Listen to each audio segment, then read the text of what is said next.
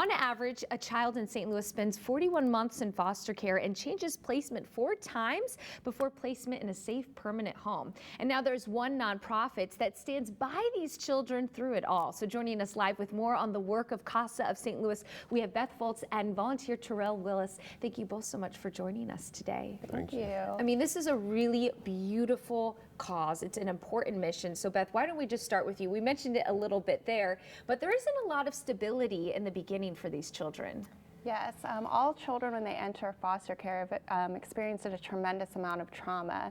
And while they're in care, they experience so many changes, whether that's in placements, case managers, judges, and our community volunteers really step up to be an advocate for them for the duration of the time while they're in care. And as you mentioned, that can be a really lengthy period of time for them throughout their childhood. So our volunteers provide a stable, consistent adult presence during a very tumultuous time for them.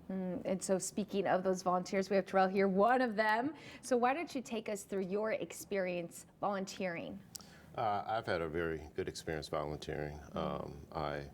It's been very eye-opening as well as educational at the same time. Often think back to the time when I got offered my first case. You know, just the nervousness of taking that case, you know, and questioning whether I'm going to have all the answers. But, you know, I quickly reflected back just on the excellent training that I got from CASA. And, you know, just throughout my experience, you know, I've, you know, also been able to be supported by my supervisors, other supervisors who work for CASA.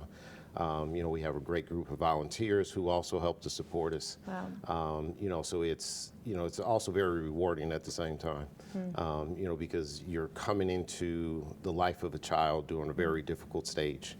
You know, they don't know how to navigate through it, and, you know, you're able to give back to that child to help them, to see them grow, and, you know, also giving back to the community, you know, at the same time. So. And so for you firsthand, I mean, you really get to see the impact of this. So what are some of the things that you see happen from the experience? From the experience, you know, I really get to see the growth of the child. You know, our main focus is just the child and that child alone. So we're always looking to make sure that their needs are met, you know, to make sure that their voice is heard. You know, throughout the life of the case, there can be a lot of changes. You know, there can be changes with homes, changes with schools, sometimes caseworkers, you know, even looking at, you know, medical professionals. So, you know, we are generally the only constant, you know, adult that, you know, is with that child throughout the care.